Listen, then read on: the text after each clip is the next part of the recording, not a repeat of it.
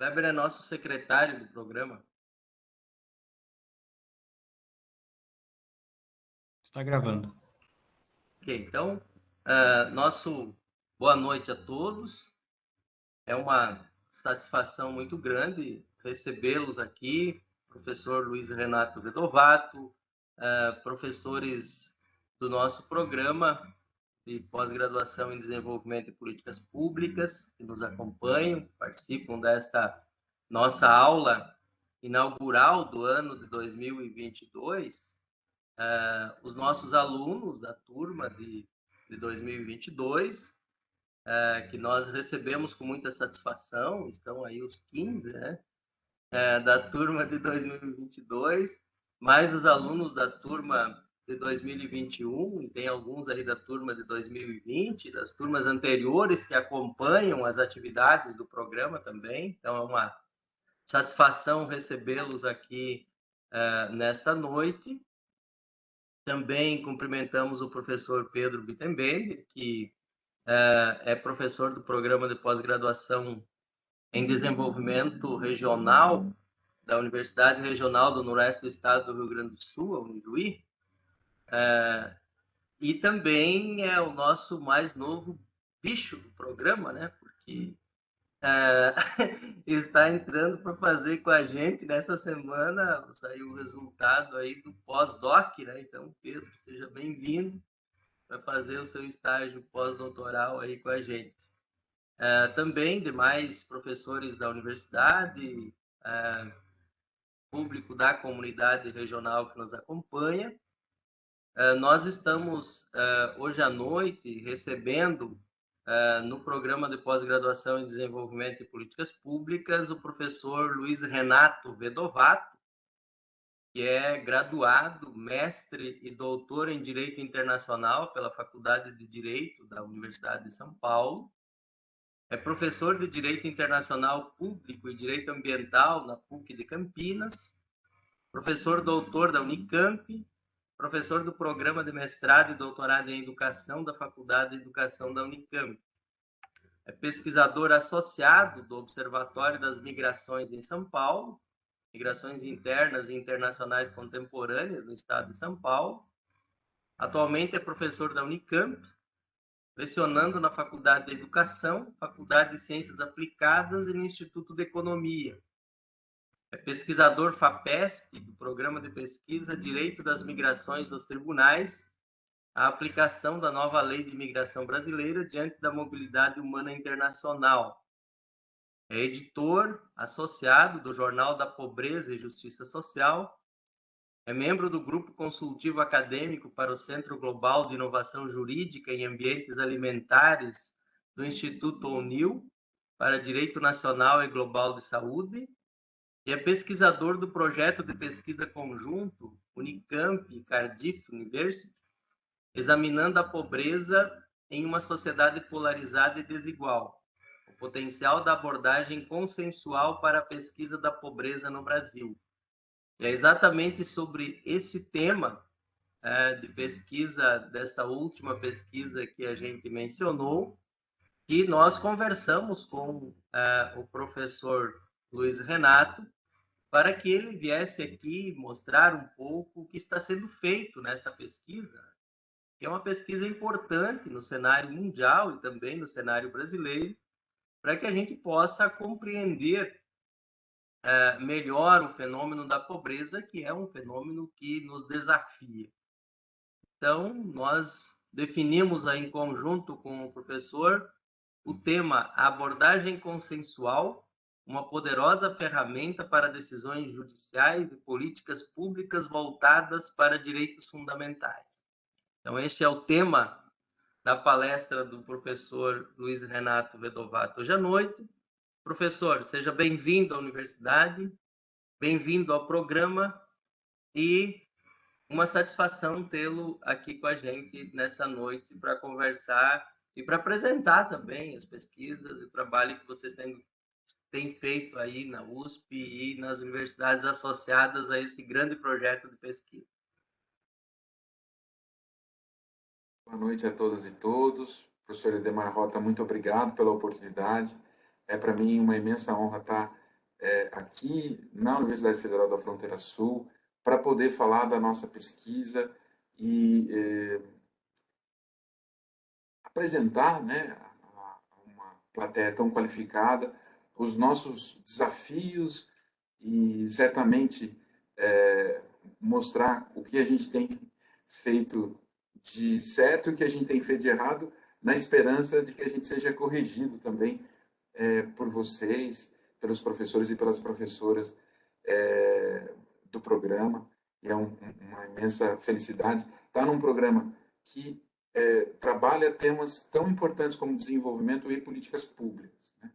E a nossa ideia, né, de fazer essa pesquisa que envolve, né, a pobreza multidimensional é tentar ligar vários ramos do conhecimento e também vários programas de pesquisa e de pós-graduação espalhados pelo Brasil. É uma metodologia que foi desenvolvida pelo professor Peter Townsend e aprimorada pela professora Joanna Mack, na época em que a Grã-Bretanha teve um grande crescimento de pobreza, tendo em vista que era a época do governo Margaret Thatcher. Então, para se contraporem, né, para construírem um caminho de contraposição às políticas neoliberais que estavam sendo implementadas pela então primeira-ministra Margaret Thatcher, esses professores começaram a pensar numa forma de medir a pobreza para além dos ganhos financeiros. Porque os cortes principais das políticas públicas, na verdade, os cortes principais feitos pelo governo neoliberal da Margaret Thatcher, recaíram sobre políticas públicas que eram apresentadas, ou eram retiradas, melhor dizendo, da população naquele momento. Não necessariamente isso impactava no início nos salários. Isso vai impactar nos salários algum tempo depois, né? A gente vai ter a greve dos mineradores do país de Gales, que foi uma greve longa, mas a princípio a diminuição de qualidade de vida dessas pessoas se deu pela negativa de acesso a políticas públicas. E foram aumentando, portanto, as privações que grupos dentro do Reino Unido passaram a enfrentar. Depois disso, essa política ou essa metodologia da pobreza multidimensional foi aplicada em outros países como uma forma de se medir a pobreza. A professora Joanna Mack, que até hoje pesquisa o tema, ela é a editora principal do Jornal da Pobreza e Justiça Social, do qual eu tenho a felicidade de participar, e o professor Dave Gordon, né, que é um discípulo do Peter Townsend, que já faleceu, infelizmente, mas o Dave Gordon, ele, por muito tempo, trabalhou em conjunto com o governo brasileiro, uma época anterior, e conseguiu aprovar aqui, no nosso país, pelo IBGE, a metodologia da abordagem consensual da pobreza e da pobreza multidimensional. E essa metodologia, como dizia, já foi aplicada em alguns outros países do mundo, né? Os países da União Europeia já aplicaram, o Reino Unido já aplicou, a gente tem uma aplicação hoje em andamento com uma pesquisa aprovada e financiada, do qual a gente faz parte, lá na Coreia do Sul. Essa pesquisa vai ser desenvolvida no México, a gente tem esperança de que ela seja desenvolvida na Argentina e que a gente consiga ampliar essa pesquisa que a gente fez aqui no Brasil com o financiamento do Ministério Público do Trabalho e de um fundo de pesquisa do Reino Unido, né, que é o Global Challenge Research Fund, que é o fundo para, né, desafios globais.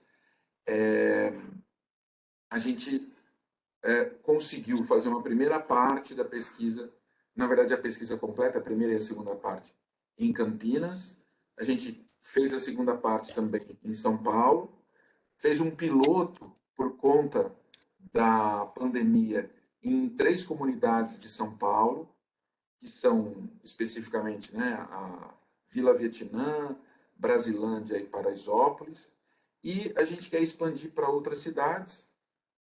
Eu vou falar sobre isso quando a gente for falar dos próximos passos, né?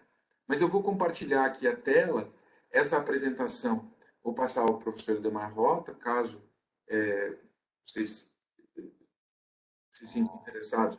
Tem lá os links dos artigos que a gente publicou. Agora, um pouco antes da nossa conversa, eu recebi aquela boa notícia, né? Seu artigo foi aceito, então logo a gente vai ter uma outra publicação, aquele, né? Publique, né? Ou morra, e a gente vai, a gente fica feliz que está, de alguma forma, conseguindo dar vazão aos artigos que a gente tem desenvolvido. Então, além dos artigos que a gente vai citar aqui, vai ter um outro, logo que for publicado, também compartilho, na esperança de que possa ser interessante para todas e todos. Eu vou compartilhar então aqui a tela, que já digo, é muito interessante esse programa, bem melhor do que o que a gente usa na Unicamp. E a ideia aqui dessa apresentação é ter um conjunto de slides bastante simples, mas que a gente possa pensar fazer essas reflexões, porque o meu papel, né, dentro da equipe de pesquisa é um papel bastante específico, é tentar fazer a ligação dessa pesquisa com o direito.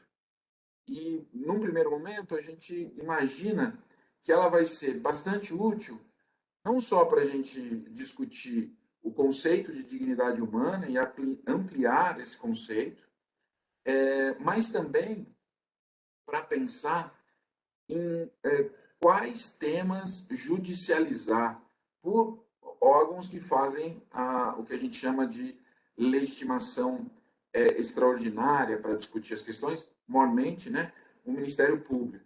Então, quais são os temas que ele vai escolher para discutir? Um tema que aqui no estado de São Paulo é bastante comum ser discutido é a questão relativa à vaga em creches. E uma primeira impressão que a gente teve, né, dos dados que são coletados, essa maior pesquisa que a gente fez, ela terminou mês passado, a gente ainda não tem os dados todos trabalhados, a gente recebeu os dados, né, mas a gente não tem todos os dados trabalhados, foram 3 mil domicílios que foram visitados, mas algumas coisas indicam que poderia haver uma outra abordagem de, né, judicialização. Então, por exemplo, como dizia, aqui em Campinas, muitas vezes o Ministério Público escolhe entrar com ações para discutir vaga em creche.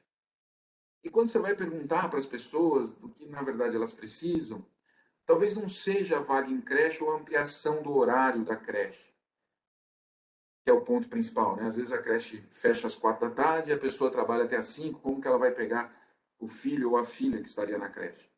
Então, a discussão é transporte público, né? Então, até agora a gente não tem nenhuma ação do Ministério Público aqui em Campinas para discutir uma melhor organização ou logística do transporte público na cidade. Você tem várias ações para exigir vaga em creche, mas na hora que você pergunta para as pessoas, o que elas querem é passar mais tempo com os filhos. Se você discute vaga em creche, a criança vai ficar na creche, mas o pai ou a mãe vão continuar chegando tarde em casa. E acaba que, por mais que eles tenham, né, onde deixar a criança, no fundo eles queriam que as crianças ficassem com eles.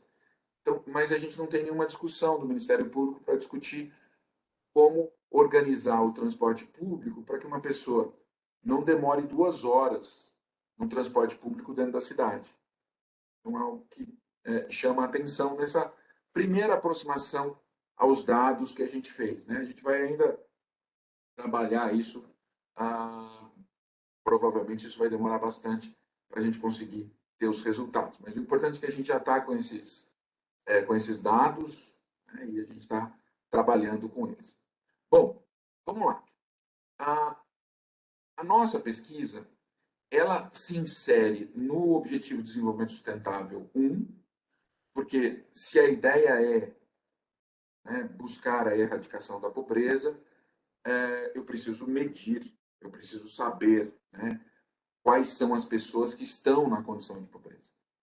A pobreza e nesse quadro aqui a gente teria dois elementos para levantar. O primeiro elemento para levantar é o fato de que a, a pobreza multidimensional não mede a partir dos ganhos que a pessoa tem. Não importa se a pessoa ganha X reais por mês ou menos que X reais por mês. O que importa para a pobreza multidimensional é identificar as privações que a pessoa enfrenta. Então, ela pode ter um salário muito grande e, mesmo assim, enfrentar privações, porque não há serviços públicos disponíveis naquela região em que ela mora. E isso não significa que quem ganha pouco vai ficar livre de privações. Aqui, para a gente, para o professor Peter Townsend, para a professora Joana Mack, essa medição de pobreza pelo valor acaba levando a um ataque a políticas públicas, a diminuição de direitos sociais. E você quer garantir que a pessoa ganhe mais. E para a pessoa ganhar mais, você desonera a folha de pagamento, você diminui tributos. E ela vai ganhar mais, mas ela não vai ter lazer, não vai ter saúde, não vai ter educação, não vai ter transporte e segurança. Então, você tem aí um conjunto de privações que podem chegar mesmo aquelas pessoas que ganhem um valor mais alto. Outra coisa importante que identifico nesse objetivo de desenvolvimento, na lista de objetivos de desenvolvimento sustentável desenvolvido pela ONU. Quando a gente tem a construção de normas por tratados internacionais, essa construção ela demora e às vezes ela é difícil de ser aplicada. A gente está vendo agora na questão da guerra como é difícil que o direito internacional se aplique. E a gente reconhece que, pelo menos no campo da sustentabilidade, imaginando as regras internacionais de proteção ao meio ambiente, há dificuldade na criação da regra e a dificuldade na aplicação da regra. Então, a saída que a Organização das Nações Unidas tenta construir, não só na ODS 2030, mas também nos Objetivos do Milênio e outros momentos em que ela fez isso, é levar a discussão do conteúdo do direito não para, né, as tribunas formais, os espaços formais de construção de normas, mas para dentro das salas de aula. Isso faz que a gente veja, né, movimentos nascendo a partir das gerações mais novas. É importante isso porque é mais ou menos a estratégia que foi utilizada no passado nos momentos de justiça de transição. Então, tanto pensando na justiça de transição na Alemanha pós-nazismo, em que as crianças foram ensinadas sobre o que aconteceu e foram incentivadas a perguntar para os seus familiares o que eles fizeram durante a Segunda Guerra Mundial, para que as coisas ficassem um pouco mais claras, mas também em momentos históricos em outros países do mundo em que foi necessária essa transição de um sistema que não conversava com o direito para um sistema baseado em normas jurídicas. Então, esse movimento, esse fenômeno que a gente consegue ver nesses estados que fazem a justiça de transição, trouxe a lógica para se criarem os objetivos. No caso aqui, os Objetivos de Desenvolvimento Sustentável. É bastante interessante, né, pensar nesse contexto que quando se leva a discussão do direito e a construção do direito para outro espaço, que não aquele espaço formal, se leva também a luta pelo direito, né? Então é por isso que, por exemplo, a gente consegue perceber dentro da sala de aula surgirem os debates que antes estavam fora, né? A escola sem partido é fruto desse movimento. Então, como eu não tenho mais como barrar o avanço do direito pelos caminhos formais, porque eles não são mais o foco importante de discussão, eu vou tentar barrar o avanço do direito dentro da sala de aula e crio a ideia, por exemplo, da escola sem partido, né? O debate que a gente tem construído. Mas esses são os dois pontos que eu queria trazer nesse slide que está aí. Eu acho que se eu clicar aqui, vai para o próximo.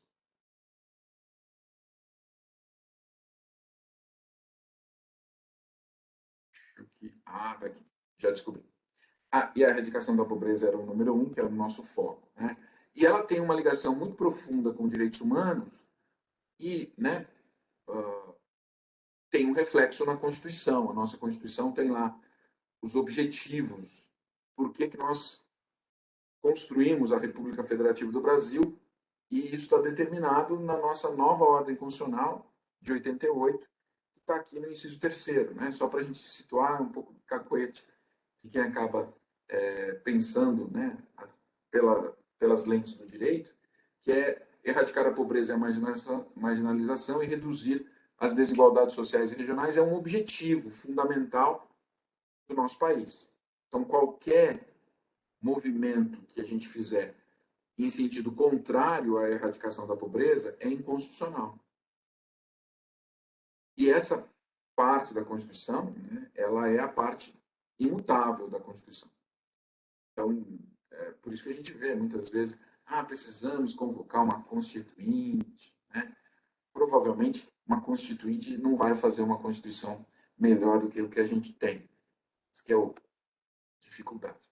E a gente entra, né, nessa ideia do medindo a pobreza multidimensional no Brasil, usando a abordagem consensual.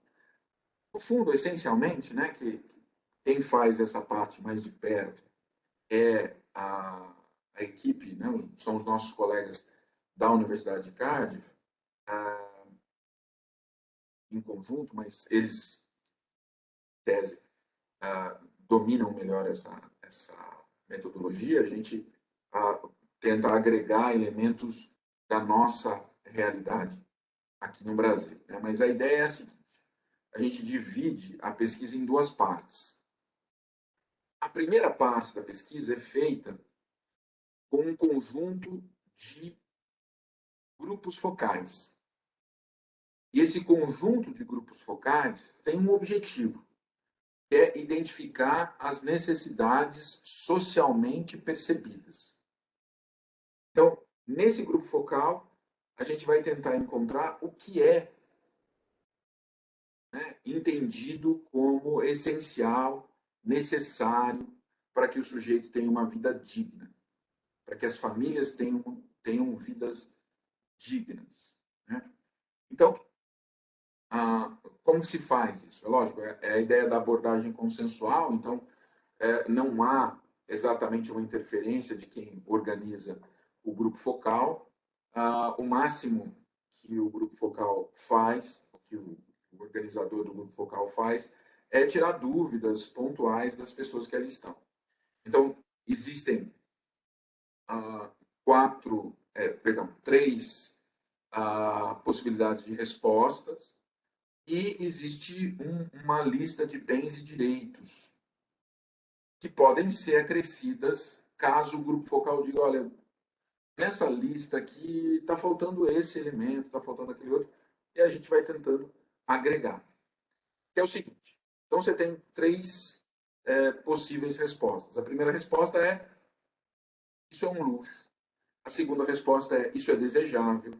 E a terceira resposta é, isso é necessário. E nessa lista de bens e direitos, né, você vai tentar, de forma consensual, colocar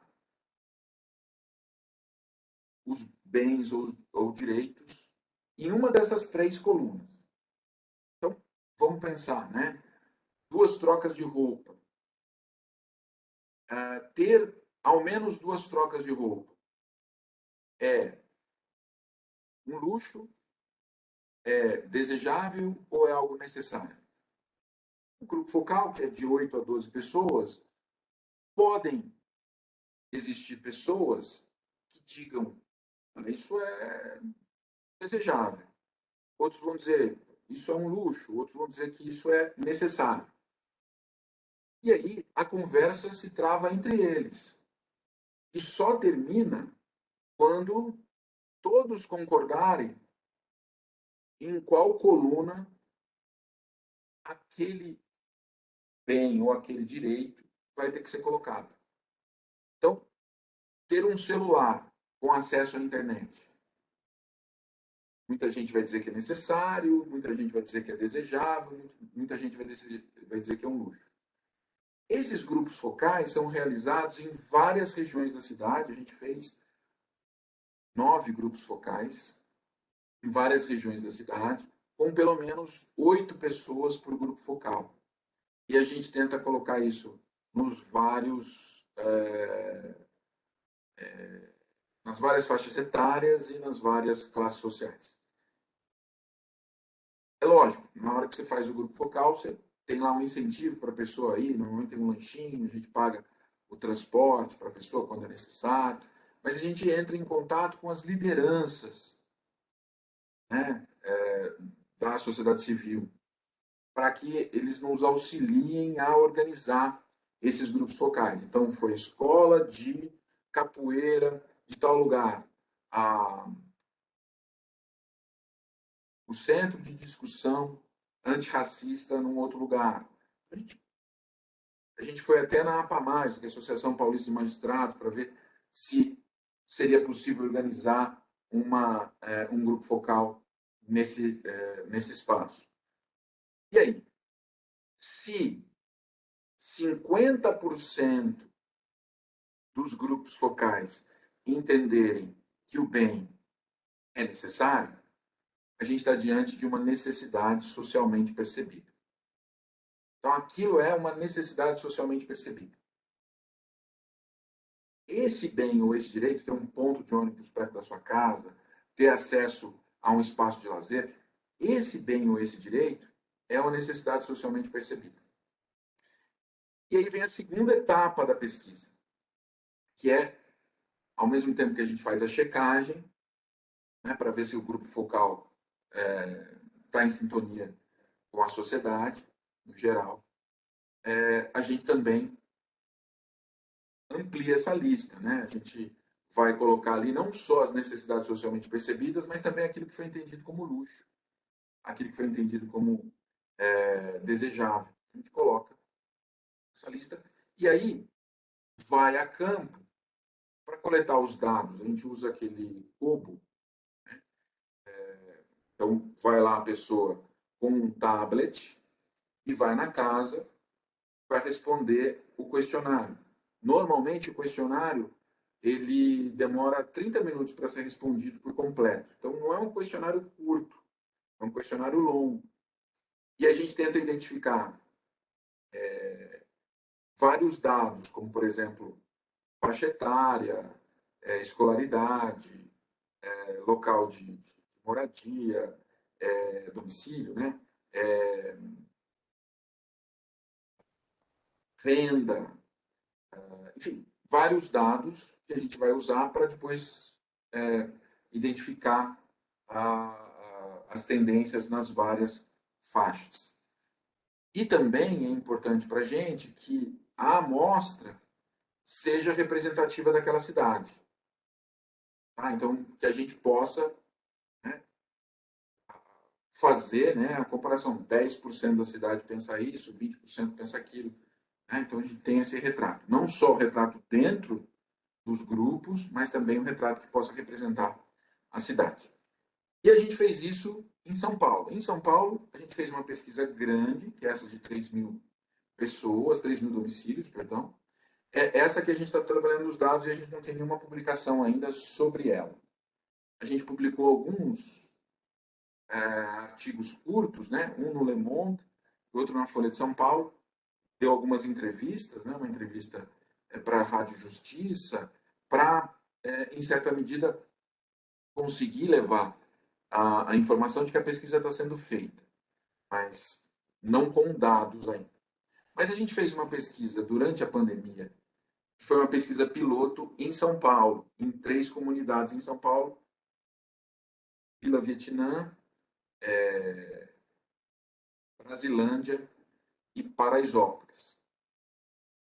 Para a gente tirar um retrato, é lógico que é uma amostra apenas, ela não é representativa, mas é uma amostra, tirar um retrato de como estaria a situação nessas regiões diante da pandemia. Foi bastante impactante, esse é um pouco dos resultados que a gente vai mostrar aqui, especialmente porque na Vila Vietnã, 100% das pessoas que responderam ao questionário disseram que tiveram problemas com a alimentação nos 3 meses anteriores. Não conseguiram se alimentar. Ficaram preocupados de não ter condições de acessar alimentos naquele período. Então é um retrato chocante, por mais que seja só uma amostra, é um retrato chocante que a gente identifica. Bom, esse é o Peter Townsend, né, que vai começar a pensar lá no final da década de 70 e início da década de 80, né? E ele vai entender ou vai defender a ideia de que pobreza não é exatamente a quantidade de dinheiro que ele encontra, né? Na verdade, a pobreza é resultado, traz como resultado a privação, né? Então é lógico, ele tem recursos insuficientes ao longo do tempo para suprir as necessidades. Isso não importa o quanto que ele ganha. O fato é que, independentemente da faixa de recursos que ele ganha, ele pode passar por privações. E a partir de 5 privações, a gente está numa situação preocupante. Tá? Então, a ideia é não ficar tranquilo porque a pessoa ganha um salário entendido como relativamente alto. Ele pode ter um salário alto, mas mesmo assim enfrentar privações. Então, é um pouco da ideia do professor Peter Townsend. Né? Lógico, aqui tem o Objetivo de Desenvolvimento Sustentável, né? E a gente precisa reduzir pelo menos pela metade. Para poder reduzir, tem que medir. E a gente está com essa dificuldade de medição por aqui. Né? Eu pulei um só para ficar mais focado aqui no que nos interessa. Né? A gente tem pontos de partidas razoáveis, né? E um ponto razoável podia ser que envolvesse nutrição, estado de saúde, educação, habitação, acesso ao trabalho e segurança. Então, isso poderia ser foco de monitoramento da pobreza global, né? Para pensar onde que esses elementos poderiam nos auxiliar. Né? Alguns países que aplicaram essa metodologia, ao menos parcialmente, agora a gente está fazendo uma pesquisa mais ampla na Coreia do Sul, a gente espera também fazer uma pesquisa de tamanho nacional na Índia, mas ainda encontrando dificuldades por lá. Aqui é o método, né? É a segunda parte que a gente ia falar. Qual que é a segunda parte?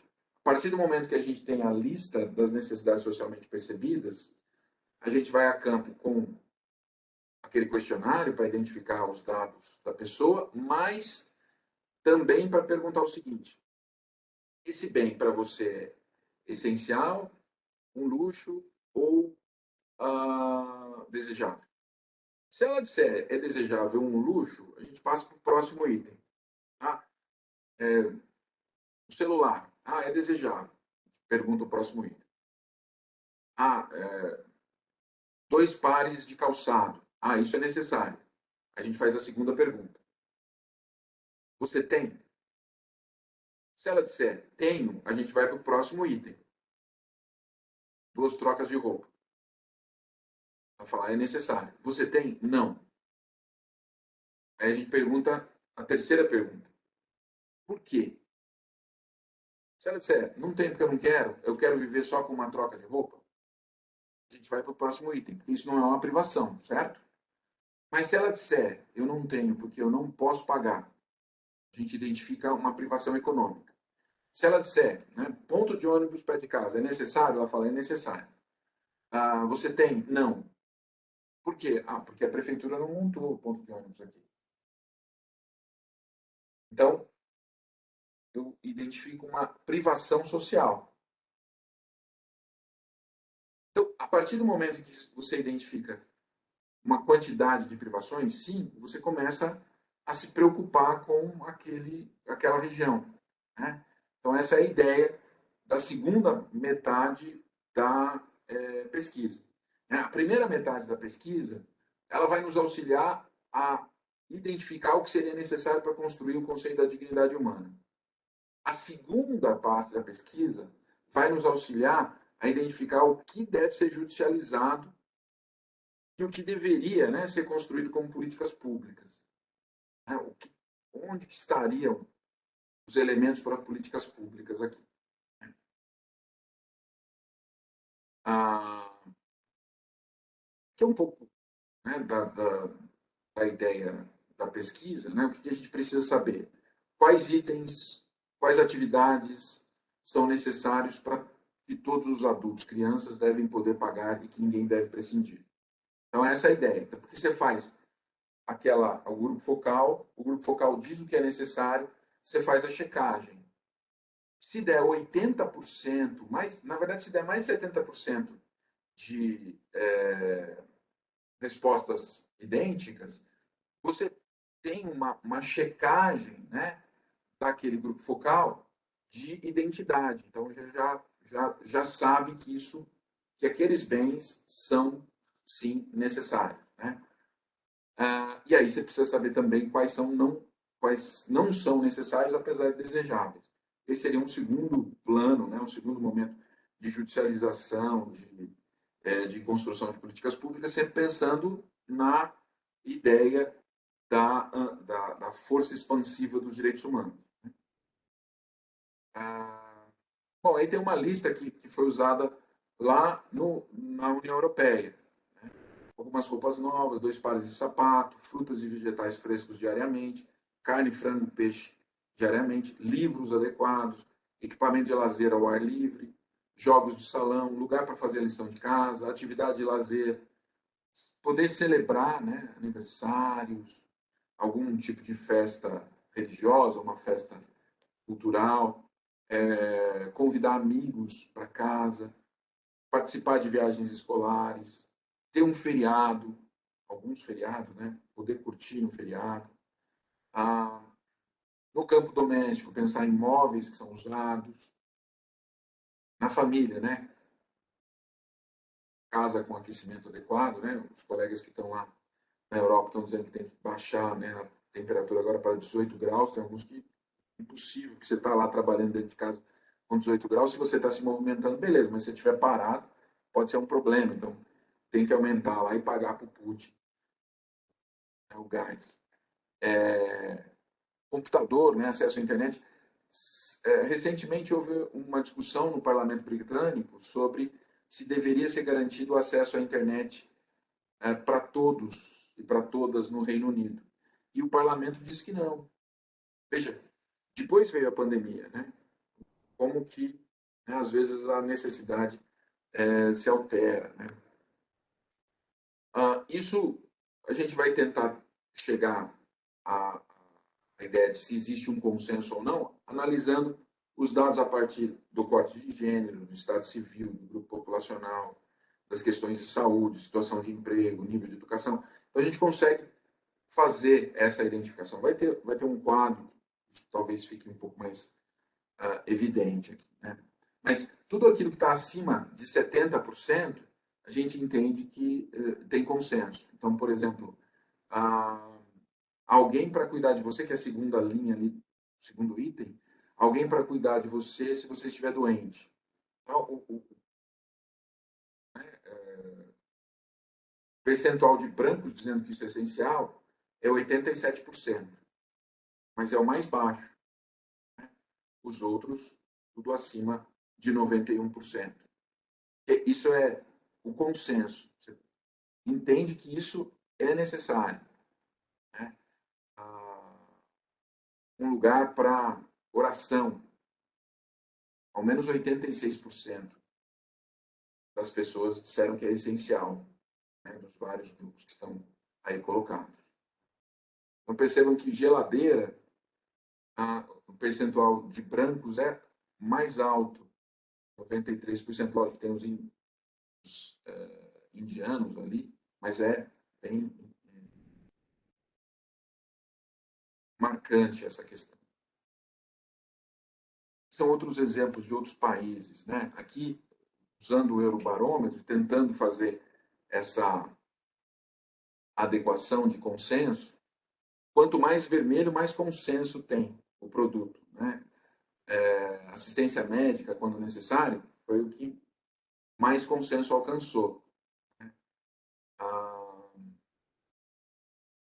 Mas algumas roupas novas, né, que é o último item ali embaixo, e propriamente ajustáveis ao seu corpo, né, é o que menos consenso alcançou entre essas pessoas, pensando nos vários locais e países da União Europeia.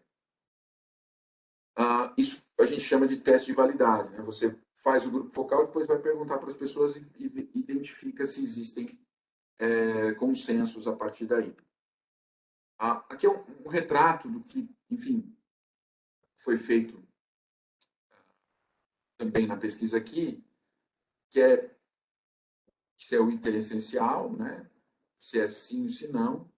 Se 50% disser que sim, a gente identifica uma necessidade socialmente percebida, né? Se você tem, beleza, não há privação. Se você não tem, você não tem porque você não pode pagar, você não tem porque não está oferecido, porque por algum outro motivo não está ali colocado, ou porque você não quer. Se você não quer, não é privação. Mas qualquer outra resposta daria privação financeira, privação de serviço ou privação social. Então, essa é a ideia da estrutura consensual, da estrutura da abordagem consensual. Então, dividindo nessas duas partes, a gente tem os grupos focais. Se 50% disser que sim, é uma necessidade socialmente percebida. E depois a gente faz a pesquisa, né? Vai a campo fazer a pesquisa. E aí a gente pergunta para fazer o teste. Essa pobreza multidimensional vai ser encontrada lá no campo no momento em que você ou tem uma privação financeira, ou uma privação de serviço, ou uma exclusão social. Aqui não tem escola. Então quer dizer que, poxa, você está morando num lugar que está totalmente excluído. Ninguém, não há políticas públicas nessa região. Então a gente nem fala em privação, a gente fala em exclusão social mesmo, né? E os desafios do Brasil são bastante grandes, né? A gente sabe que a Covid-19 trouxe mais preocupações, por isso que a gente foi fazer essa abordagem lá nessas 3 regiões. Vou trazer aqui os resultados que a gente fez a partir do estágio 2, né? E a gente usou essa lista, basicamente, essa lista saiu dos grupos focais, né? Então, ser capaz de ter itens de higiene pessoal para tomar banho todos os dias, ser capaz de colocar todas as crianças na escola, ter acesso à água e eletricidade, ter os recursos para usar o transporte público para o trabalho. Então, algumas vezes a gente via nos grupos focais a escolha das famílias, né? Então, você tinha dinheiro para comprar uma passagem de ônibus. A mãe tinha que trabalhar e o filho tinha que ir para a escola. O filho ficava em casa porque a mãe tinha que ir trabalhar para conseguir curso. Então, você tem aqui uma lista que foi usada como sendo as necessidades socialmente percebidas iniciais para serem perguntadas para as pessoas. E aí a gente fez nessas 3 regiões, especialmente por um pedido do Ministério Público do Trabalho, porque eles atuavam lá naquela região e queriam saber quais eram os efeitos, ou quais seriam os efeitos da atuação deles, né? Lembrando que Brasilândia, para quem não conhece, em São Paulo, né, é um dos bairros mais letais em termos de Covid-19. E as comunidades de Paraisópolis e Vietnã lideraram as respostas da Covid-19, né? Então, eles conseguiram fazer organizações lá dentro para levar comida, para garantir que as pessoas pudessem ficar em casa durante a pandemia. Aqui é a localização em São Paulo, né? Então a gente vai perceber que Brasilândia fica lá mais para cima, e depois Paraisópolis e Vila Vietnã ficam mais ali para baixo. Tá? Paraisópolis é aquela região da famosa foto, né, daquele prédio que tem uma piscina por andar e do lado fica Paraisópolis. Essa foto aí, ó. A foto da esquerda embaixo. Tem aquele prédio gigante de alto padrão, que é o Morumbi, e do lado, Paraisópolis. A Vila Vietnã é das três a que mais privações enfrenta. E a gente fez o corte de idade, né? Foi um número, foi uma amostra apenas, não foi um projeto piloto que a gente fez. E aí a gente tem um retrato dos participantes quanto à cor da pele, quanto ao local, né? Sexo, né? Masculino, feminino, e depois com relação à idade. As principais conclusões, né, são chocantes, né, que existe um consenso entre as localidades das amostras sobre o que os brasileiros consideram necessário. Então a gente sabe, nessa amostra, com clareza, o que os brasileiros entendem ser necessário para uma vida digna. Isso tanto incluindo a posse de itens materiais, a capacidade de participar de atividades sociais e cumprir obrigações costumeiras. A privação, uma falta forçada de necessidades socialmente percebidas, foi generalizada nessas regiões, com alto níveis de insegurança alimentar. Isso, infelizmente, não foi inesperado, não só pelo local, mas também pelo momento da pandemia. E aqueles grupos familiares com crianças enfrentaram múltiplas privações, maior clareza. Aqui a gente faz um retrato do que foi entendido como necessidades percebidas, né? Então a gente consegue perceber claramente um consenso de que é necessário, né, ser capaz de ter produtos para higiene pessoal, colocar as crianças na escola, né? O que vai diminuindo, né, vai ficando menos vermelho, a gente tem um consenso menor. Mas é muito claro ali, do penúltimo item para cima, a clareza, né, o consenso quanto a esses itens serem necessários. E é bem interessante que lá o último foi poder comer carne, frango, porco ou peixe todo dia. Então, por mais que tenha sido o consenso menor, é claro que o consenso foi alto, porque foi para cima de 70%. Aqui é outra lista das necessidades socialmente percebidas, mas quando a gente vai pensar em privações, né? Então, se você tem mais de 9 privações, você está realmente numa situação de pobreza avançada. Se você tiver de 5 a 8 privações, é algo que exige uma atuação mais direta, né? Bem direta. De 1 a 4 é algo para se, né, prestar atenção, e pouca gente não vai ter privações, né? Só na Vila Vietnã que a gente não encontrou pessoas que não estavam passando por privações. 40% enfrentaram mais de 9 privações, 9 ou mais, né? E 60% pelo menos de 5 a 8 privações. Na Brasilândia e Paraisópolis, a gente teve Brasilândia 17% sem privações e Paraisópolis 40%. Mas a gente consegue perceber aí um avanço, né, um número significativo na Brasilândia de 5 a 8 privações ou acima de 9, 9 ou mais. Né? Enquanto que em Paraisópolis a gente não tem ninguém enfrentando 9 privações ou mais, mas a gente tem uma grande quantidade de pessoas enfrentando de 1 a 4 privações e uma quantidade menor, mas está presente, de 5 a 8 privações. Né? Quando a gente pensa em famílias com filhos e sem filhos, a gente vai perceber que o número de privações aumenta. Então, quando não há filhos, você tem 33% entrevistados sem privações. Mas quando ele vive numa família com filhos, esse número cai para 12, enquanto que o número de 9 ou mais privações salta de 8 para 31%. Então, essa preocupação que a gente tem, que a gente está tentando fazer um trabalho em conjunto com a Unicef para pensar em possíveis, né, medições para identificar essas privações das crianças e como fazer para que elas sejam superadas. Né? No que toca a questões de insegurança alimentar, que isso foi bastante significativo, a gente pode perceber que na Vila Vietnã, no mínimo 98% das pessoas tiveram problemas com alimentação. Né? Por exemplo, só 2%, então 98% enfrentaram isso, tiveram que ficar sem comida por um dia inteiro. A gente tem aí um retrato muito duro. Né? As conclusões que a gente chegou nesse projeto piloto que a gente fez, né?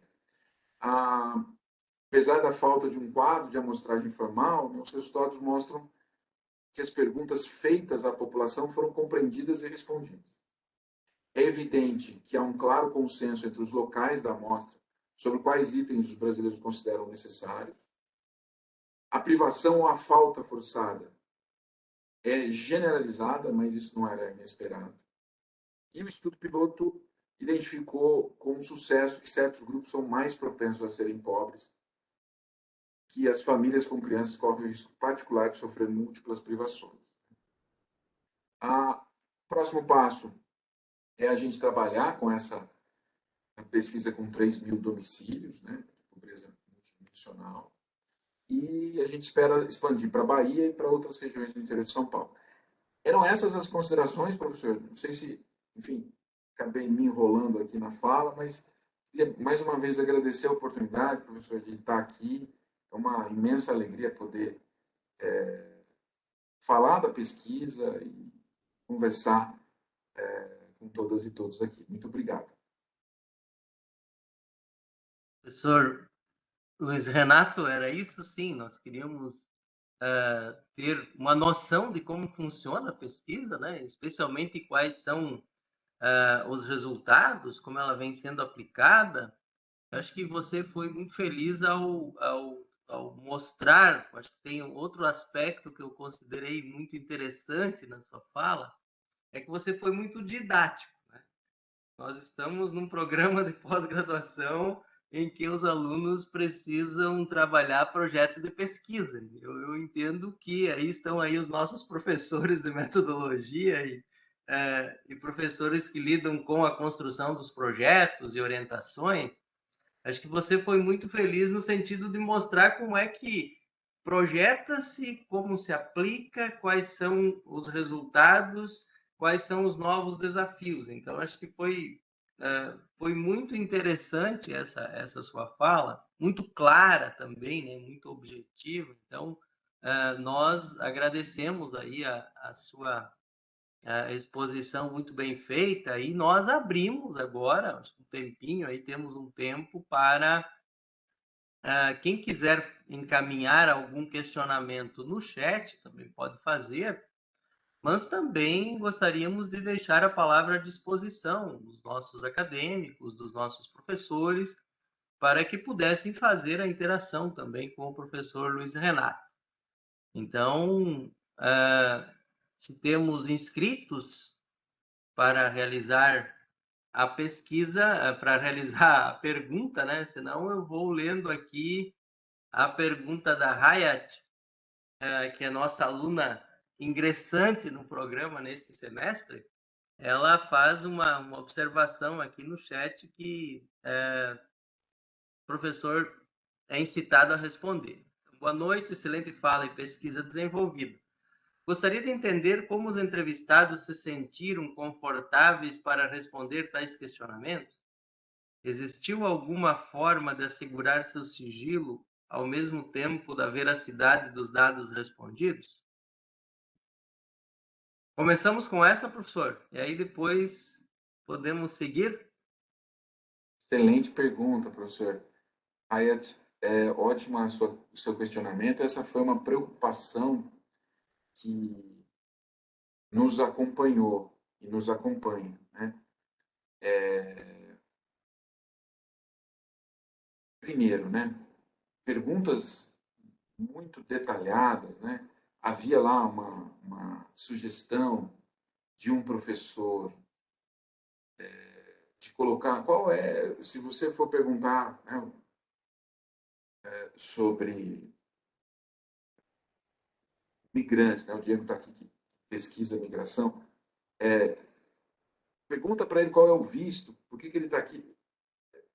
Seria muito delicado perguntar isso. Então, isso foi tirado. E para conseguir que essas pessoas. Porque aí são dois momentos da pesquisa. Né? O primeiro momento da pesquisa foi a realização dos grupos focais. Aí a gente buscou o contato com os líderes comunitários, com pessoas que depositaram ou que tinham a confiança de outras pessoas e aí ficou um pouco mais fácil. No segundo momento, a gente teve que lançar mão, né, de uma licitação e uma empresa como a Ipsos, como essas empresas que vão nas casas das pessoas, elas foram aplicar essa metodologia sempre com um acompanhamento de alguém da equipe. Então, alguém da equipe nossa de pesquisa vai lá, se reúne com um conjunto de entrevistadores, explica como que deveria ser a aplicação e eles têm o know-how daquela empresa de pesquisa. Né? Mas, no caso do estudo piloto, que foi com um número menor, fomos nós mesmos que fomos fazer. E a preocupação principal foi essa que você bem apontou na pergunta. Como assegurar a confiança, né? Como que eles vão se sentir confortáveis, o sigilo e como que a veracidade vai ser comprovada. Bom, a veracidade a gente depois tem que fazer outros cruzamentos para, numa amostra pequena, a gente acaba, às vezes, ficando na mão de quem está respondendo. Mas, com relação à confiança, o contato primeiro com o líder local, com o líder religioso ou o líder comunitário que vai nos apresentar numa conversa para a população, ajudou muito. Então a gente teve esse cuidado. E mesmo assim, e aqui vale dizer, nesse projeto piloto, não foram poucas as vezes que a pessoa falou, não vou mais responder, não gostei das perguntas, estou indo embora. E a gente informa no início que ela pode fazer isso. Ela pode abrir mão, né, tudo dentro da aprovação do Comitê de Ética e Pesquisa, né, que pode recebe ali a informação de que ela pode deixar de responder a qualquer momento se ela não se sentir confortável. E aí a gente vai para outras perguntas também. Mas eu não sei se faz sentido a resposta aqui. Ok, presidente. Sim, beleza. Eu gostaria de fazer uma pergunta, professor, que há poucos dias, inclusive nas nossas aulas, né, a gente vinha falando que quando a gente, há alguns anos atrás, preocupava-se em falar sobre desenvolvimento, a única medida que a gente tinha era o PIB per capita, né? O PIB, depois o PIB per capita, quando foi criado o índice de Gini, já foi um grande progresso. Né? Então a gente diz assim, bom, do PIB ao índice de felicidade humana, né? Hoje nós já estamos discutindo nesses 50 anos quase de debate sobre desenvolvimento, a gente já está discutindo a criação de indicadores de felicidade. É só para ver o caminho que se fez. No caso da discussão da pobreza, eu acho que é um aspecto importante esse que você levanta, de a gente buscar formas de encontrar indicadores aceitos universalmente. Eu acho que essa é uma preocupação que vocês têm levantado aí nesse projeto, pelo menos quando eu li aquela aquela pequena entrevista que você deu para o jornal, né, me saltou exatamente essa preocupação, né? Nós temos que encontrar formas para além do que aquele $1, né? Dia 1,25, discutir se chega a $1,50, né? Para que se possa pensar formas, né, indicadores mais precisos do que realmente é a pobreza.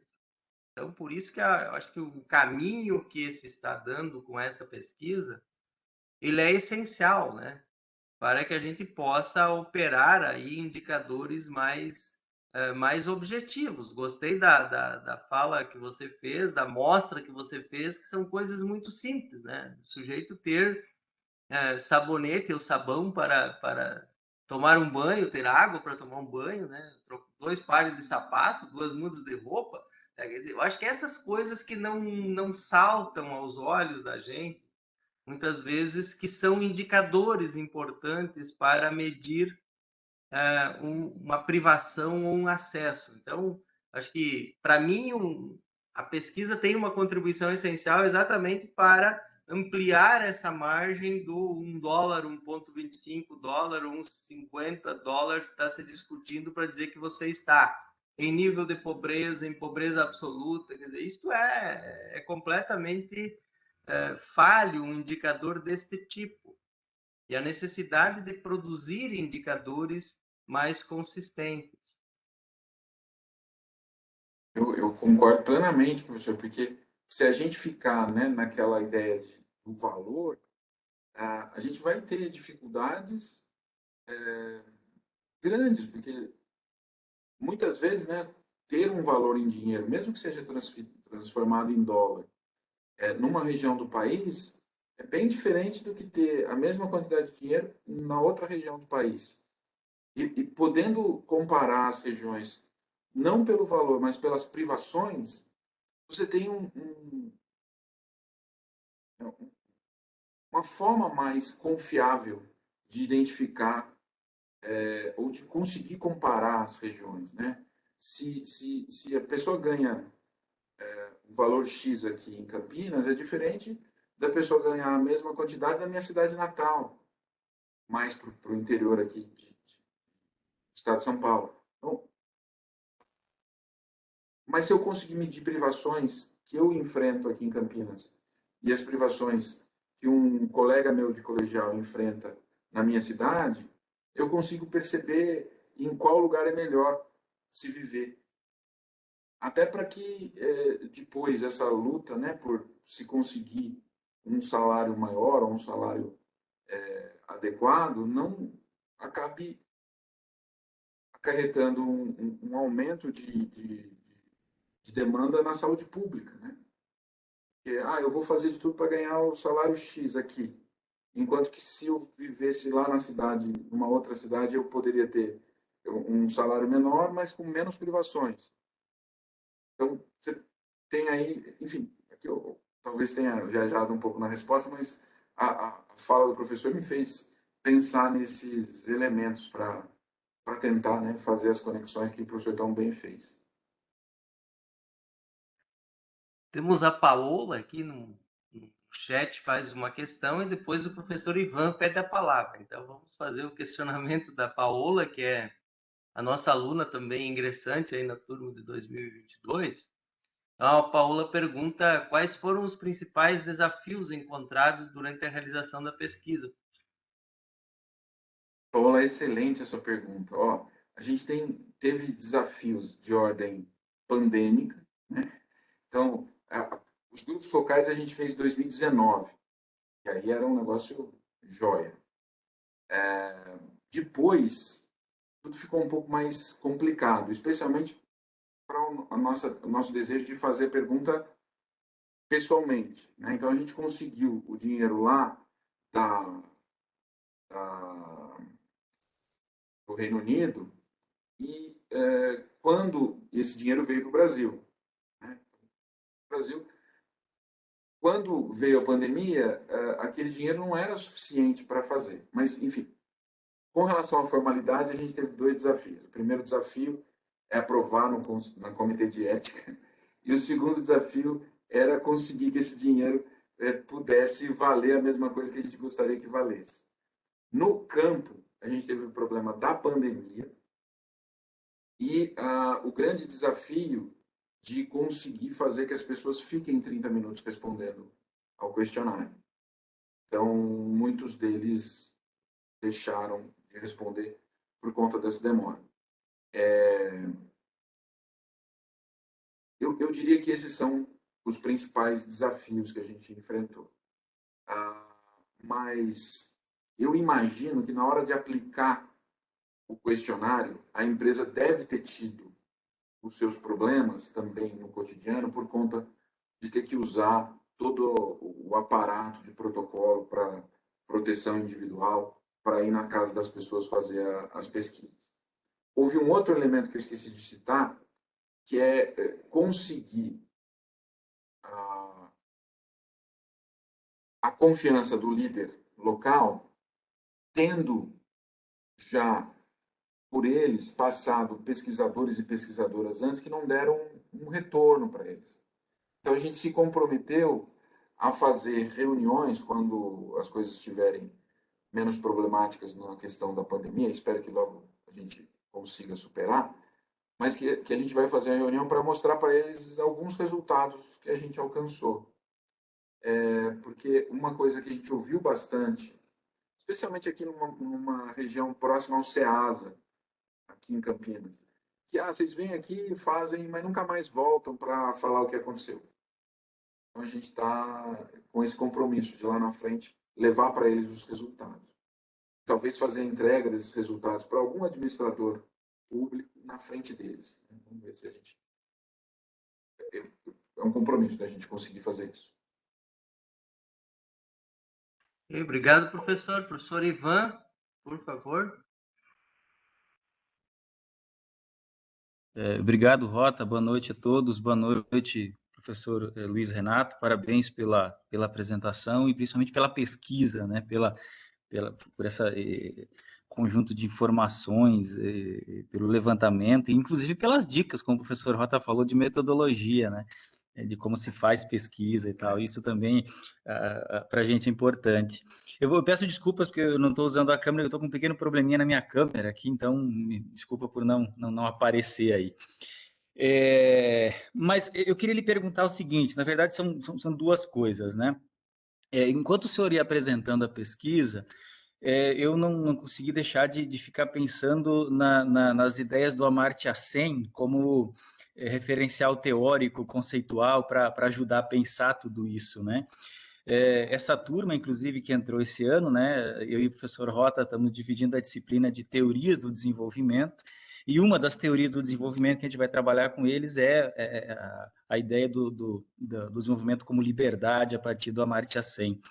E me parece, inclusive, eu fiquei aqui até mesmo me coçando para ver logo esse artigo que o senhor mencionou aí, que tá na forma, né, que está saindo do forno, e quem sabe até incorporar na bibliografia da turma aí, para a moçada ler, para a gente incorporar nas discussões aí, porque me parece que ajuda bastante a ver, inclusive em termos práticos, né, de aplicação, os referenciais do Amartya Sen, de diminuir as restrições da liberdade, enfim, de ampliar as possibilidades das pessoas escolherem a vida que querem viver, né, nessa perspectiva do desenvolvimento. Mas, então, a primeira questão é essa, né, se conceitualmente, teoricamente, o Amartya Sen tem sido uma das referências para vocês pensar isso. E a segunda questão que tem a ver também com essa, que é a partir das próprias críticas, de certa maneira, que o Amartya Sen sofreu, que foram dirigidas a ele, e as reformulações que, em alguma medida, ele mesmo fez nas suas ideias, que é o seguinte, talvez o grande achado desses modelos de pesquisa é dar voz para as pessoas dizerem o que lhes parece ser restrição, o que lhes parece ser pobreza, o que lhes parece ser limitações para viver, enfim, a vida que querem viver. Mas, nesse sentido, aquilo que é o grande mérito, ele pode também representar alguma armadilha. E a armadilha seria justamente no seguinte sentido: as restrições, especialmente aquelas ligadas ao aspecto econômico e educacional, e um tem a ver com o outro, obviamente, elas acabam se refletindo, ou podem acabar se refletindo em restrições da percepção sobre as necessidades, sobre a condição de vida. Ou seja, quanto menos eu tenho, menos ou menor fica a lista daquilo que eu considero necessário ou fundamental. Então, se eu estou na Ucrânia hoje, para mim é indispensável ter, por exemplo, poder dormir e garantir que durante a noite não vai cair uma bomba na minha cabeça. Se eu vivo num outro país, essa não é mais uma preocupação, eu posso me preocupar com outras coisas. Então, à medida que eu mudo esse contexto, e no caso, né, dos debates que o Amartya Sen tem feito, à medida que eu lido com diferentes níveis, especialmente de educação, de escolaridade formal, vai mudando também a percepção das pessoas sobre o que é necessário, o que não é necessário, o que é supérfluo, enfim, o que é importante. Então, a segunda pergunta, eu peço desculpa por me alongar, mas é sobre isso. Se vocês têm lidado com isso, né, se isso tem aparecido de alguma maneira, se vocês têm percebido que à medida que quanto mais restrições, menor a capacidade ou de perceber o que é restrição. E se vocês têm percebido isso, como têm lidado com isso, especialmente em termos metodológicos? É isso, professor, obrigado, e desculpa me alongar na questão. Imagina, professor, duas questões excelentes, eu agradeço imensamente. Aproveito para agradecer a Paola pela pergunta anterior. A Ed, que eu acho que eu já tinha agradecido, mas como a gente vai esquecendo, eu agradeço de novo.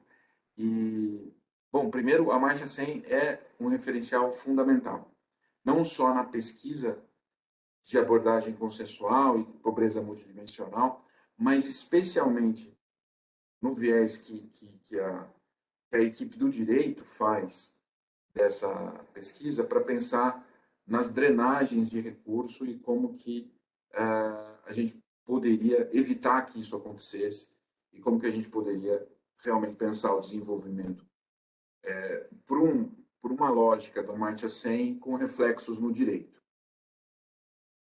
Fundamental, professor. Foi muito bem lembrado, muito bem tocado e é central nas nossas pesquisas. E a segunda parte, sobre se existe essa interferência ou esse reflexo, vamos colocar dessa maneira, que a Siri está falando comigo aqui, ou algum aparelho está falando aqui, mas ela é essencial e a gente tenta fazer o seguinte, né? Na hora que a gente faz os grupos focais, a gente faz grupos focais de várias classes sociais, várias faixas etárias, níveis de escolaridade. Então, esses grupos focais vão conseguir tirar um retrato e eu vou poder dizer, por exemplo, o grupo focal formado por pessoas com população de grau em faculdade disse que esses são os bens essenciais, os direitos que são necessários para a pessoa conseguir alcançar um padrão de vida digno. E isso vai entrar no cômputo para a gente identificar quais são as necessidades socialmente percebidas. E na hora que a gente faz o teste na população, a gente também faz nos níveis, nas classes sociais, nas faixas etárias, na questão em que envolve o corte de gênero, para tentar fazer o teste para verificar se aquelas necessidades socialmente percebidas nos grupos focais também são percebidas na hora da pergunta pontual. É lógico, o professor Ivan tem toda a razão quando o professor coloca que num projeto piloto como esse, dessas 3 comunidades, isso fica dificultado. Porque eu tenho pessoas só dessas regiões. E aí eu vou ter que comparar depois com a pesquisa mais ampla para saber se o que foi entendido como necessidade nos Jardins, em São Paulo, vai ser entendido como necessidade lá na Vila Vietnã. E se tiver diferença, como a gente faz para trabalhar essa diferença? por exemplo, acesso Wi-Fi. Eu precisaria verificar se lá naquele local de poder aquisitivo mais alto, que entende que o acesso Wi-Fi à internet é uma necessidade, se houve alguma intromissão aqui por conta da posição que eles ocupam, e se lá, ao dizer que não é, se houve alguma interferência por conta da posição que ocupam também. Mas a gente trabalha com a ideia dos consensos. Então, a gente vai tirar o retrato dos consensos na pesquisa mais ampla.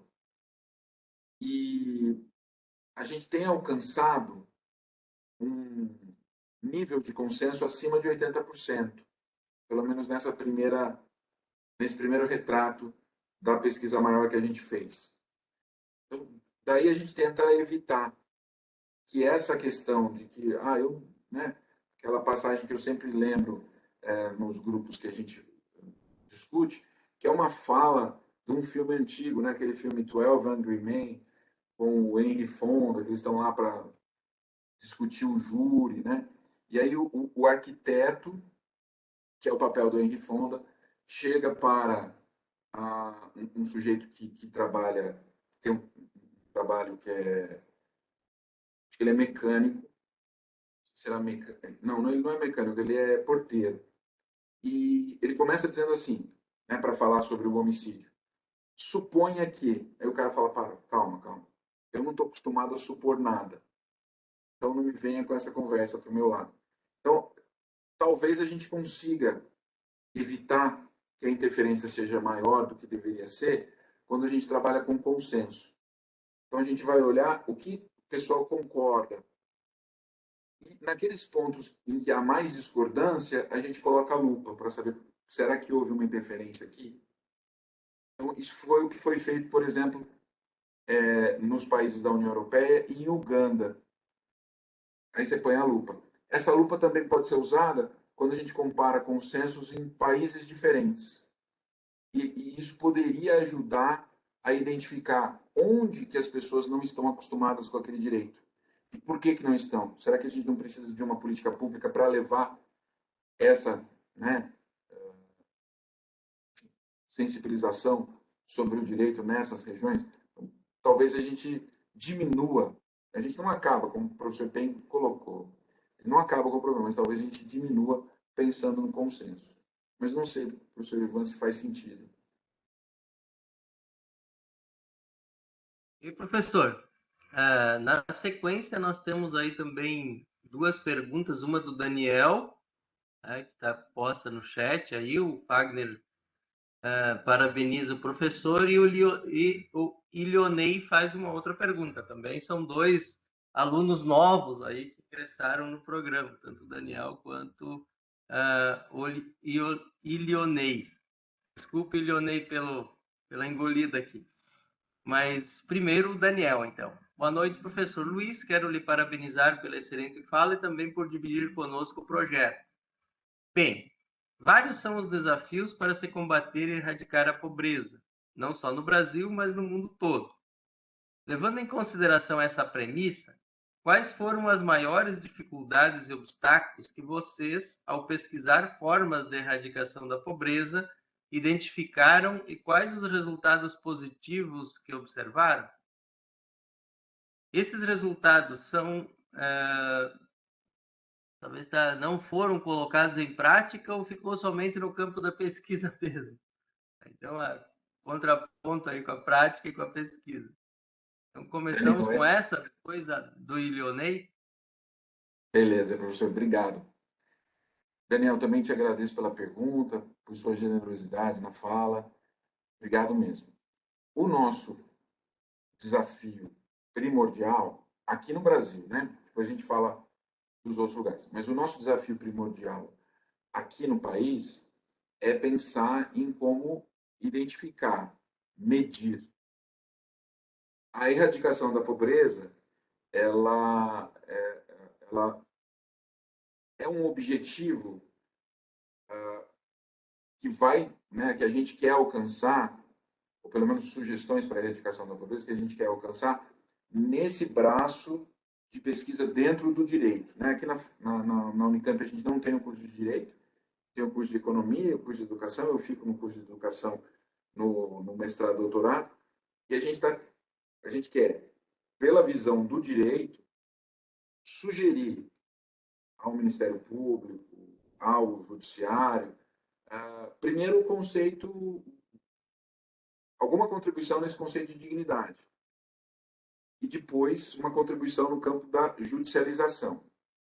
Então, até para dizer, olha, não vá discutir vaga em creche, vá discutir transporte público. Então, esse seria um objetivo mais à frente.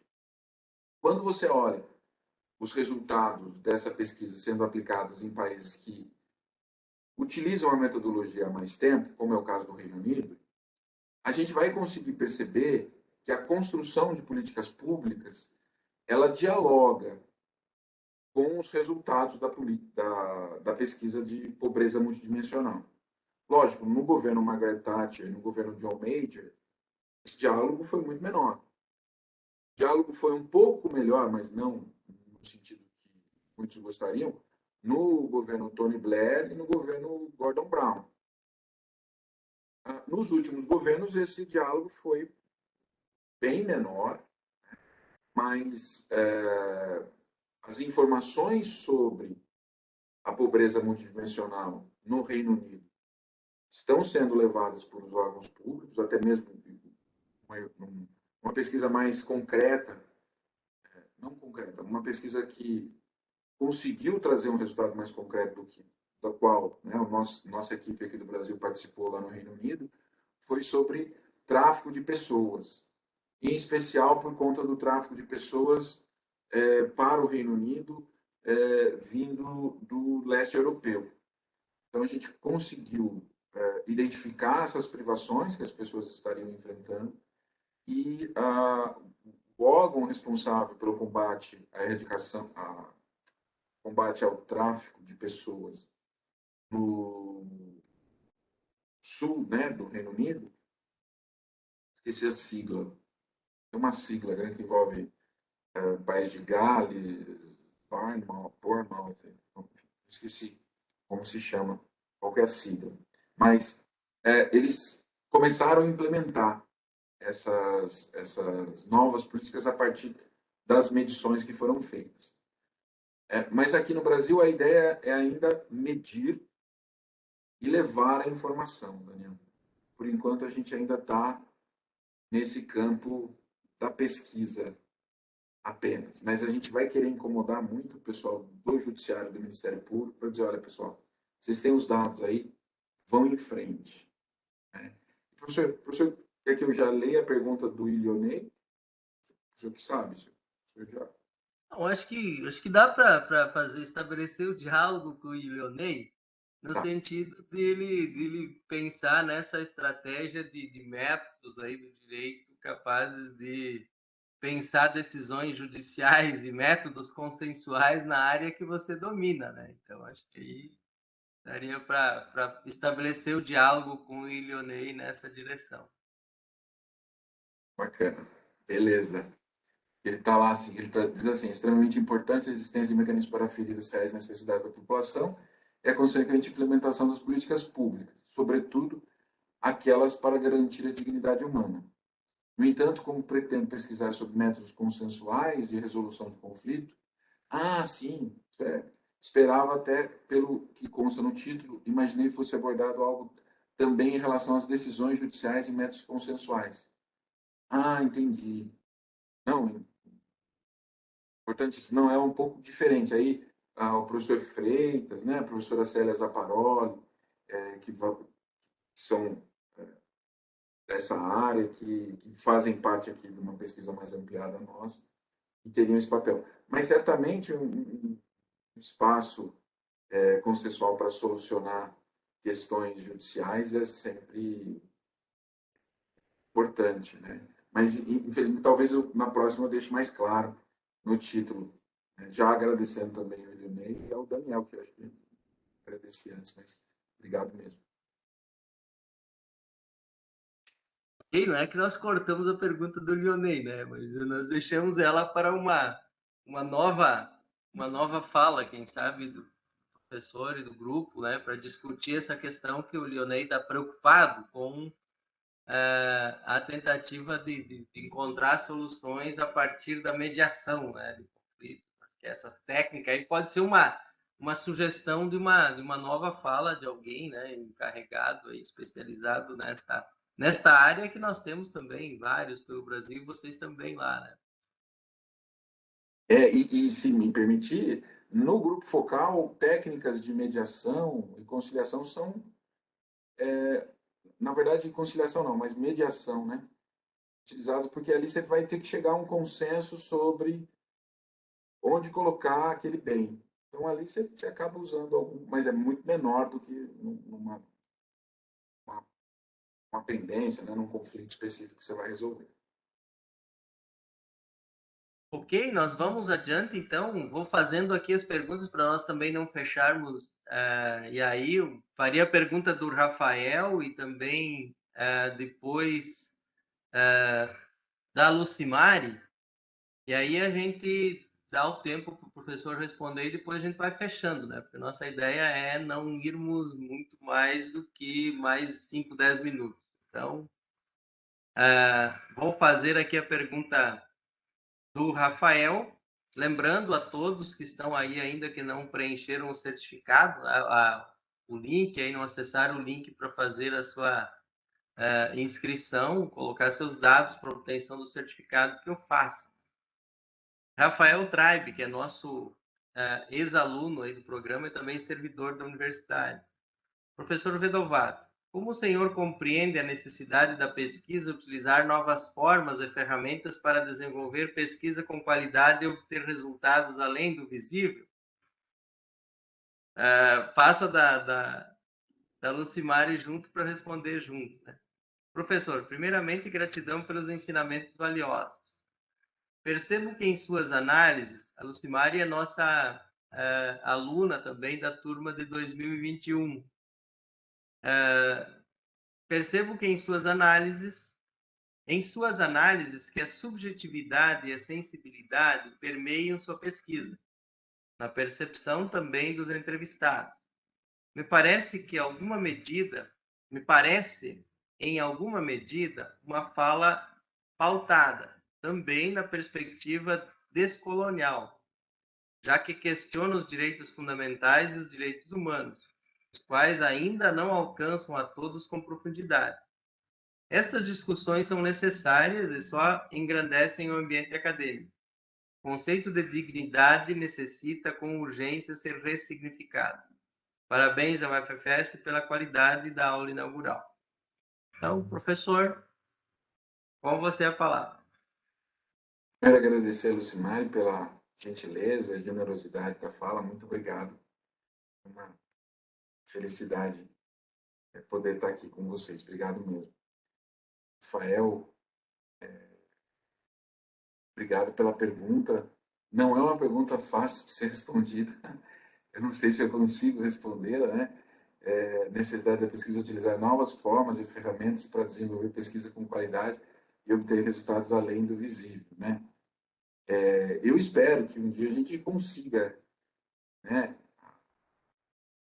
De um dia não, que a gente sempre avance cada vez mais nas pesquisas. Há muitas pesquisas que conseguem resultados positivos e, além de conseguirem trazer elementos para amparar, no caso mesmo, direito a uma decisão judicial, pensar numa mudança legislativa, pensar numa possibilidade de análise de política pública. Eu sempre vejo que essas pesquisas trazem resultados maravilhosos, né? E sempre numa pesquisa, seja ela qual for, e talvez você me corrija, por favor, eu entendi errado a sua pergunta, ela traz resultados além do visível. Porque uma pesquisa que é feita de forma a respeitar a metodologia, a respeitar as pesquisas que anteriormente foram feitas, a dialogar com a sociedade, a conseguir fazer levantamentos bibliográficos né, relevantes para aquele setor. Isso tudo traz para a sociedade no geral uma possibilidade de confiar cada vez mais nos resultados do método científico, dando menor espaço, né, para aqueles que tentam, né, em certa medida, diminuir a importância do papel da universidade no dia a dia da construção e da construção da sociedade e do desenvolvimento, né, do país. Por isso, para mim, né, seja ela qual for a pesquisa, ela traz resultados além do visível. E, né, até um recado daquele professor Timothy Snyder, né, naquele livrinho 20 lições do século XX para os dias atuais, né? E um deles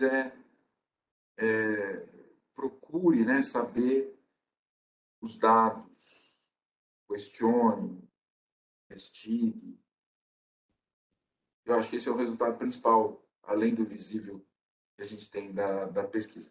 Mas eu te confesso, Rafael, sua pergunta é muito difícil e eu não conseguiria responder com tranquilidade, não. Mas te agradeço imensamente. Devolvo a palavra ao professor Edemar. Obrigado, professor Edemar Rota, obrigado mesmo. Professor, nós é que agradecemos, né, da parte do Programa de Pós-Graduação em Desenvolvimento e Políticas Públicas, pela vossa fala, como já disse antes, né, muito objetiva, muito clara, com uma tranquilidade que lhe é característica, e isto é fundamental também, né, para que a gente tenha um ambiente bem tranquilo e descontraído, né, da nossa atividade de aula, né, porque a aula também é um momento de a gente mostrar nossa personalidade, nossos sentimentos, nossa vida concreta do dia a dia. Eu acho que você mostrou muito bem. Então, obrigado, professor Luiz Renato, pela sua presença aqui. Estamos à disposição enquanto programa. Queremos agradecer também aos nossos alunos. Tem alunos também do curso de administração aqui do campus do Cerro Largo. Então, queremos agradecer a presença dos alunos da graduação que estão aqui também, né? Então, não temos apenas alunos do mestrado, mas da graduação também. Nossos servidores, nossos professores. Agradecer ao Lucas, que nos deu o apoio técnico aí da parte da assessoria de informática, né, para que a gente pudesse movimentar esta conferência e depois deixar à disposição de todos que quiserem assistir essa bela fala do professor Luiz Renato nos espaços de divulgação da universidade. Então, professor Luiz, lhe devolvo a palavra para o abraço final e a todos aí o nosso muito obrigado. Eu queria agradecer imensamente a todas e todos, professor Edemar Rota pelo convite, ao programa de pós-graduação em desenvolvimento de políticas públicas. É uma honra para mim estar aqui conversando com vocês. É uma imensa felicidade poder dialogar e apresentar um pouco do que a gente fez.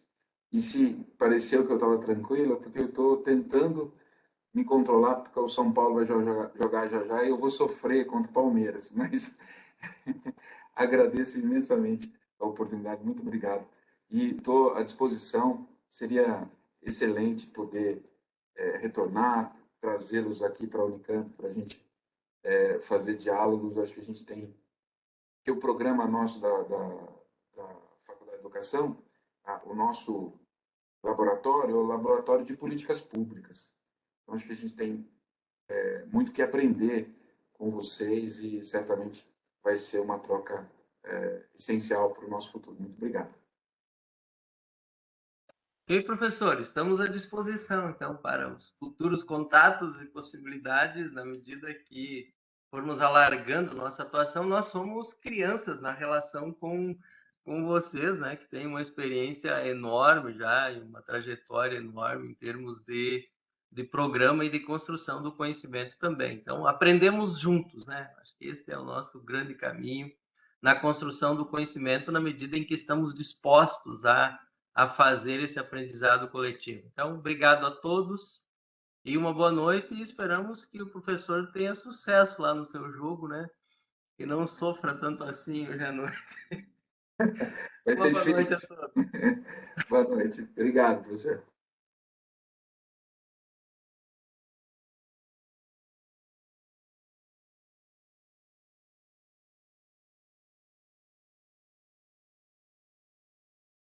Kleber, podemos interromper a gravação?